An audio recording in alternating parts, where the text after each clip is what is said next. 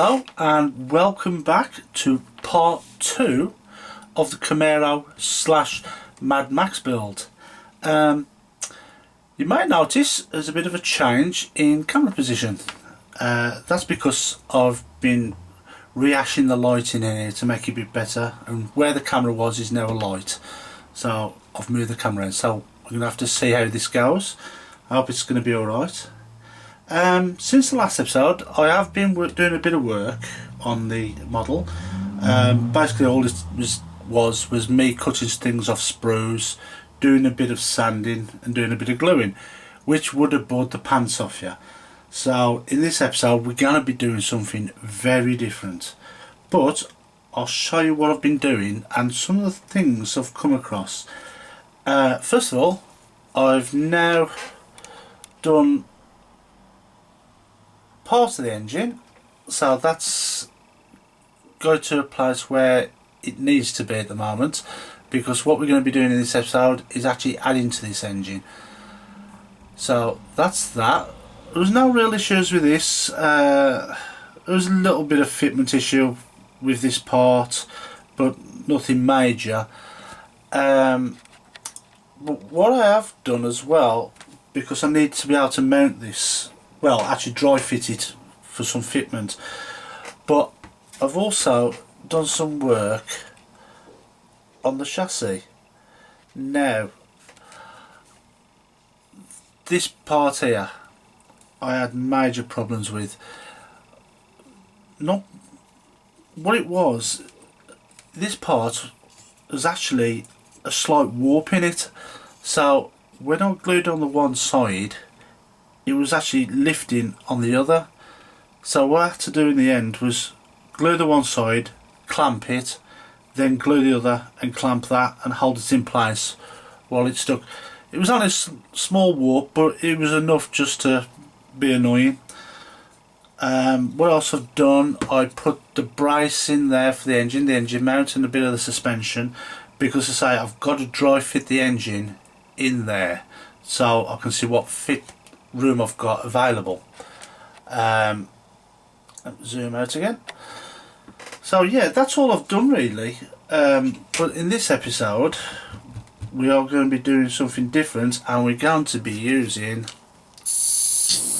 fire. So yeah, this could either go one or two ways. It could come out okay, or I could end up burning the house down. We'll see. It'll be on camera anyway. So what I'm going to do, I'm going to get all the stuff together and I'll be back in a moment. Right, we're back. So what is it we're going to be actually doing? Well, we're going to attempt to make some exhausts for this build. These are the standard exhausts that come with the kit, but we're not going to be making anything standard with this. So these can be filed, and we're going to be making some. Going to be making them with this stuff. This is evergreen strip styrene. This is the tube. That's the size if you want it. It's a 2.4mm tube. I suppose you can get other brands, but this is the one I've got, so I'm going to use it. And we're going to need 8. Now I've already cut some. I haven't measured them, but I've made them a lot longer than actually necessary, because we will be trimming them down and sanding them and whatever. So all I did was I got a strip, measured roughly the size that I want, and then all I did is roll it under the blade, just putting a bit of pressure on. Now if you notice, I'm holding both sides, because when you do cut through it, it will go ping. So that's all I do. And these being hollow and tubes, if you come to heat them up and try and bend them, they will collapse on themselves and it will look really ugly. So what I've just got a piece of wire which is just big enough to go through the centre of the tube, like so. And what happens is when you heat it up, this acts as a solid core, so when you actually bend it, it will keep its shape and not deform, hopefully. But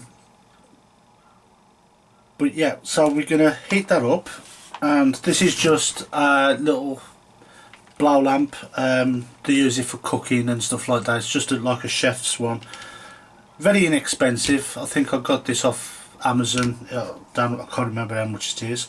But the beauty with this one, you can use a lighter or a heat gun, but I say the beauty with this one, it has got a lock on it, so you can actually lock the flame on, and you can actually adjust the flame as well.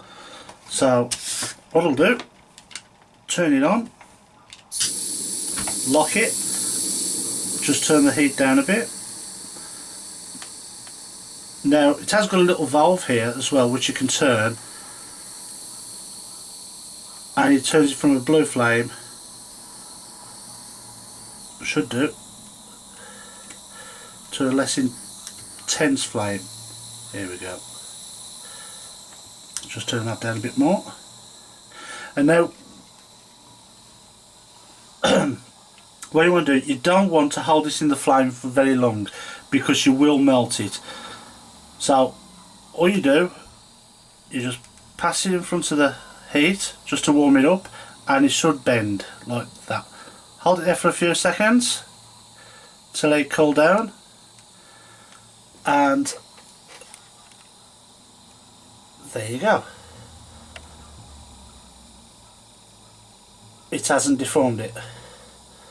As I say, we can trim it down where we want it, and the thing is, with a cable you just pull it and it comes out, and that way you've got a solid tube all the way.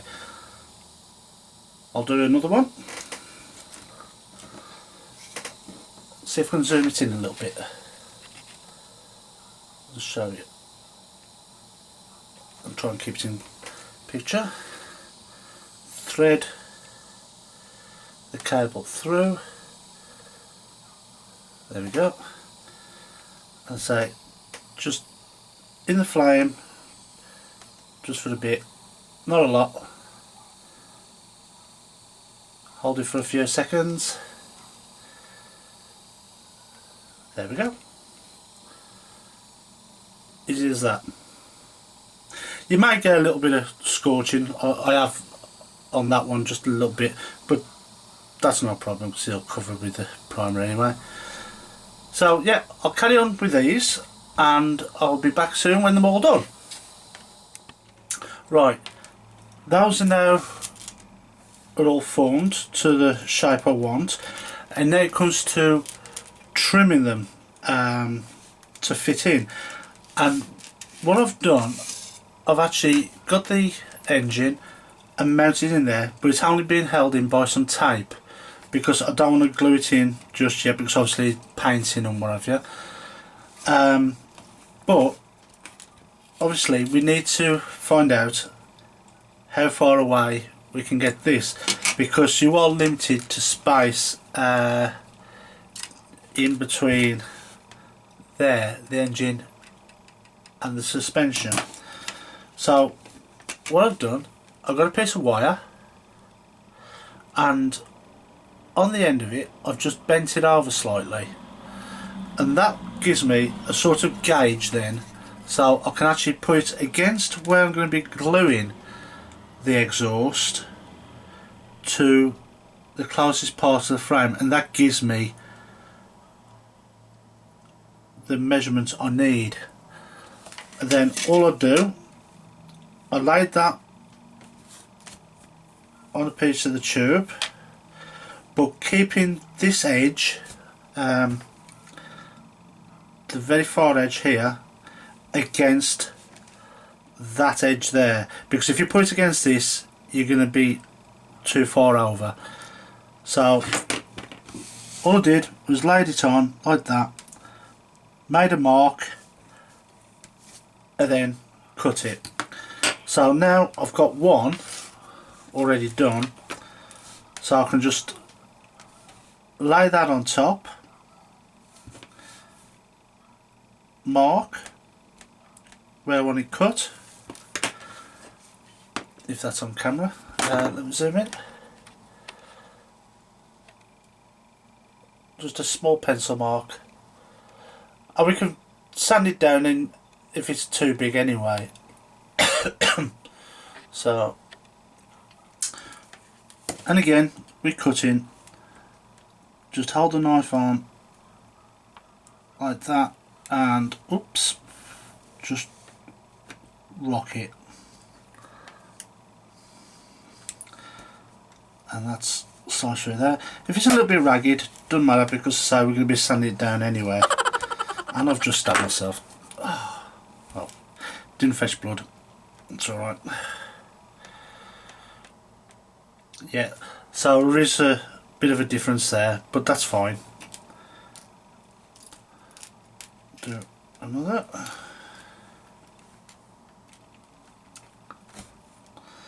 Lay it on.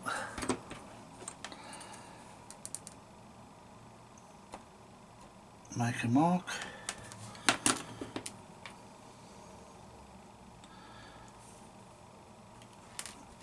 Easy if I do it that way.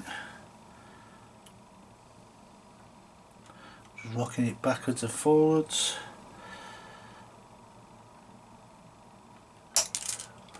There we go. Come back.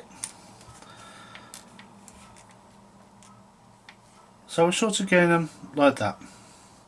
When it comes to the top part, then we'll look at that in a bit. So I'll just finish these off. Right, those are all now trimmed up and sanded on that one edge, but obviously they're going to be too long. So we've now got to measure how long we're going to have these. Now this is really, it's up to you. You can have them as long as you want or short as you want, but we still need to get them all the same height and looking aesthetically pleasing anyway. But this is where I've got a few issues with this kit, and which will come obvious. So what we're going to do, we're going to put this, dry fit this into the actual body. Now the body, I mean, this is okay at the moment like this, sliding it in, but when it comes to put all the interior in and what we're going to be doing with the interior, we're not going to be able to slide in, so you're going to have to sort of pry it apart, which is not too bad for this bit. But when it comes to the chassis, it tells you to mount the engine in first and then put the chassis in, but to get the chassis in, it's not a great fit, and the only way to get it in is by going in at an angle like that, which is a real struggle, especially with the engine in there. So we may have to put the engine in afterwards, but when you come to put the back bit in, you've really got to stretch it apart and you feel like you're going to snap it. It's oh, there we go.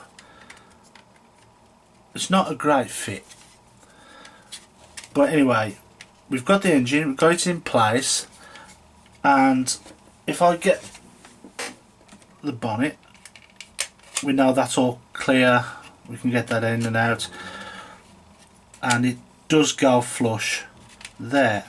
So what I suggest do is get the same piece of wire with the hook still on it, hold it against where you're going to mount, and just eyeball what's pleasing to yourself. And let's have a look. Now don't stick it too far out, but I do want a bit of height. So that's roughly about that. So if I get a pair of cutters, I can cut my wire. This is just rough. That's roughly the height. You can't really see it because it's being thin wire, but you'll see it on the tube.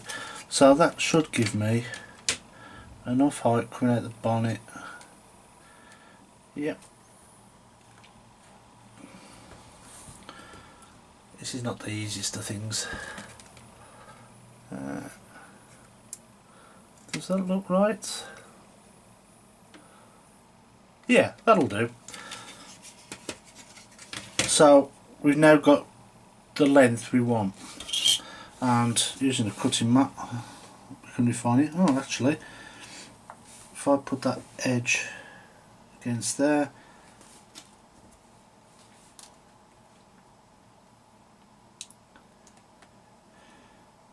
I think these are centimetres, so yeah, about 2 centimetres. So again,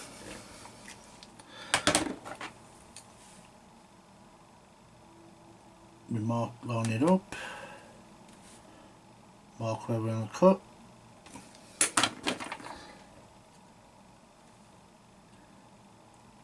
and we roll it. And there we have an exhaust. So I'll just trim all the other bits up and then show you what I'm going to do with the next bit. Right, those are all trimmed up to the right size, and I've just sanded the ends to make them more even. But one of the things we've got now is that the tube, the wall on the tube is very thick, so it doesn't look much like an exhaust. It looks like a really thick tube. So what we're going to do, we're going to make that hole bigger. So what I'm going to be using a pin vise. Now the drill bit I'm using, I haven't got a clue what size it is. It's basically a one where I just leave in there and use for majority of things. But what you're going to do is you're going to rest the drill bit just on that hole. Now you're not going to force it down, you just want to let the drill bit do all the work, and we haven't got to go all the way down, you just got to go so far just to make it look more like an exhaust. So all you do, rest it on and just a little light pressure and just turn and let the drill bit do the work.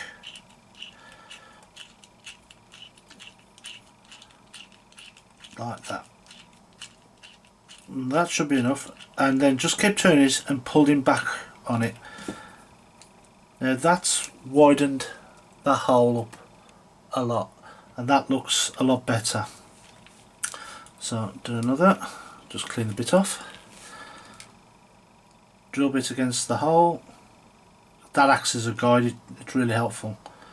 And say, just let the drill do the work, not a lot of pressure at all.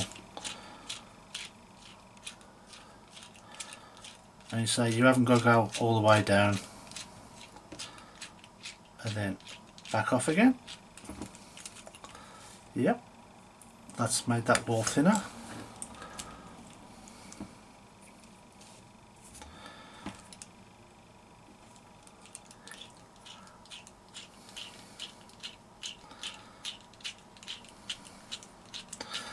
The pin vices, you can get relatively inexpensive ones. They're not going to cost a lot. You can get little kits of miniature drill bits as well.